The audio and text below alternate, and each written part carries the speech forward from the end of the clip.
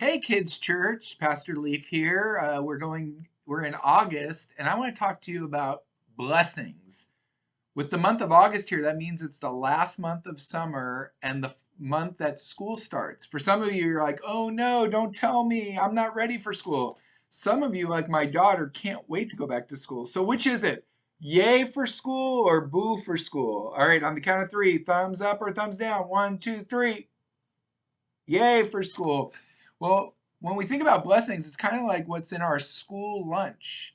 You know, when we get a lunch packed, have you ever gone to school and someone special, a mom, a dad, a grandma, a grandpa, an older brother, an older sister, they pack you your favorite snack? Maybe they put some gummy bears in there. Maybe they put some Oreos in there. Maybe they put some M&Ms in there.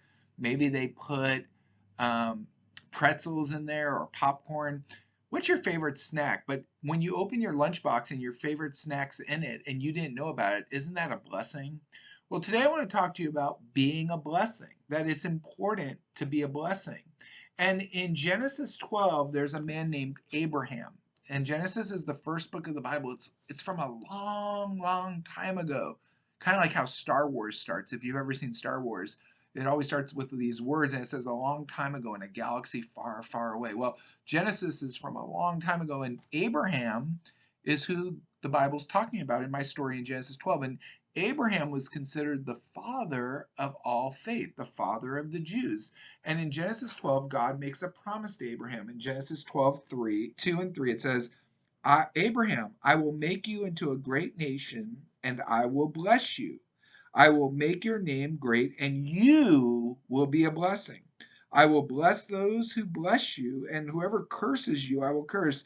And all peoples on earth will be blessed because of you. Wow. Everyone's going to be blessed because of Abraham. Abraham's going to bless people. God's making him to be a blessing. I want to tell you a story, and then we'll talk about blessing. When I was probably a little older than you are, like 11 or 12 years old, maybe 12 or 13, we went to a Rite Aid. Rite Aid is kind of like CVS. I don't know if you've ever been to CVS, but we were at a Rite Aid, and as we're walking around, there was a rack of sunglasses, and at the bottom I saw money.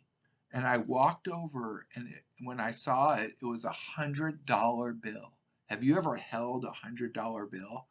Well, it was amazing. And I went to my mom and I showed her the $100 I found, and she asked me where I found it. I said, right here under the sunglasses. So I turned it into the manager, and that because that was the right thing to do. And I wanted to be a blessing if someone lost their money. And the manager said, if you wait 24 hours and no one responds, you can have the $100. So the next day, right at 3 o'clock, I called the Rite Aid and I talked to the manager, and they said, no one collected the $100. Come and get it. So I got the $100. Now, what would you do if you had $100? Would you buy a whole bunch of Shopkins? Would you buy a whole bunch of mini brands? Would you buy Poppets? Would you save it for something big? Would you use it to go when you go to Disneyland or an amusement park? There's a lot we could do with $100, especially when you're 12 years old. But guess what I did? I took the $100 and I took four friends and we went to McDonald's together and we went to the movies together. I used the money to spend time with my friends, and we had McDonald's and we went to a movie. So I wanted to bless my friends, and it was more fun to share it with my friends than to use it for myself. And that's a lot like what Jesus says. Jesus says in Mark 10:45, he talks about himself and he says, the Son of Man did not come to be served, but to serve and give his life as a ransom or a blessing for many. And so we need to think about how can we be a blessing. Just this week at our church, we had over 200 kids, 200 boys and girls come to our church to get free backpacks and school supplies for the new school year. We gave out 200 new backpacks and school supplies because we want to be a blessing to families who have need, who need help. So, what are the ways you could be a blessing? What are the ways you could be a blessing at home? What are the ways you could be a blessing at school? What are the ways we could be a blessing in our faith? At home, helping with chores around the house, listening when our parents tell us to do something the first time, being kind and sharing with our siblings. At school, being the first one to be quiet when the teacher asks, helping someone else when they drop their pencils or they drop their papers, maybe including someone who's by themselves to play with us and play with you and your friends. That's a way of being a blessing. Or showing someone who's lost which room to go to or where to find something. And being a blessing in our faith means we could pray for people. We could tell them about God.